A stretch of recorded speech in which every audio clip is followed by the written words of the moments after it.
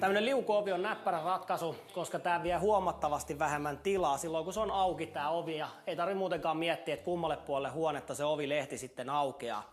Tämä on aika helppo asentaa. Meillä oli ihan normi tämmöinen standardin mukainen oviaukko tässä näin. Eli lähdetään siitä liikenteeseen, että mitoitetaan ohjeen mukaan tonne yläkiskolle paikka. Vatupassilla merkataan sinne suorat linjat, ruuvataan sitten tuo yläkisko sinne kiinni. Ja meillä oli siinä mielessä näppärä, koska meillä on vanha kämppä, missä on lastulevyseinät, eli me saatiin suoraan ruuvattua se siihen lastulevyyn kiinni, mutta silloin, jos olisi kiviseinä, sehän pitää ropuilla sitten ropata sinne, tai jos on kipsilevyseinä, silloin pitää etsiä esimerkiksi tämmöisellä tutkalla sieltä ne koolauspuut, mihin se saadaan tukevasti kiinnitettyä.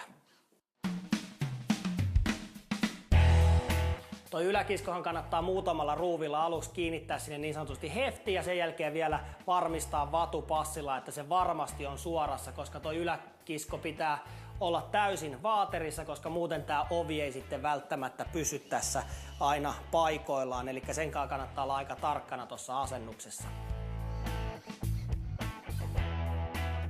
Sen jälkeen kun toi kisko on saatu ruuvattua tukevasti tonne seinään kiinni, niin kannattaa pujottaa noi rullastot tonne paikoille ja silloin, jos olisi semmoinen kohde, että niitä ei pääse enää jälkeenpäin sinne niin kuin pujottamaan, eli tämä olisi esimerkiksi jossain semmoisessa kohtaa, että nämä päädyt menis umpeen, niin silloinhan ne pitää jo ennen sinne pujottaa, ennen kuin toi kisko sinne ruuvataan seinään kiinni.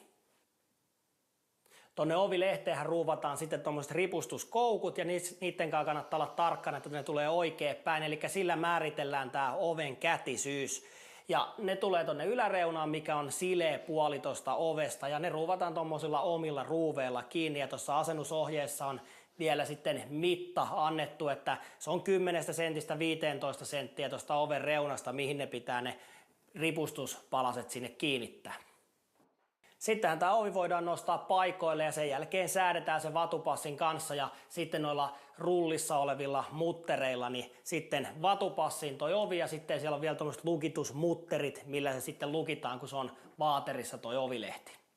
Tuonne alareunaan ei tule sitten mitään muuta kuin tuommoinen pieni ohjauspalanen, mikä menee sitten tuonne oven alareunassa olevaan uraan. Se kannattaa tarkkaan mitottaa, että se on juurikin oikealla paikalla, eli ekaksi laitetaan ovi sille, että se on kiinni asennossa, niin silloin siitä ohjuripalasesta näkyy puolet tuolta takareunasta ja sitten kun se on auki asennossa, niin sitä näkyy taas sitten vähän täältä oven etureunasta.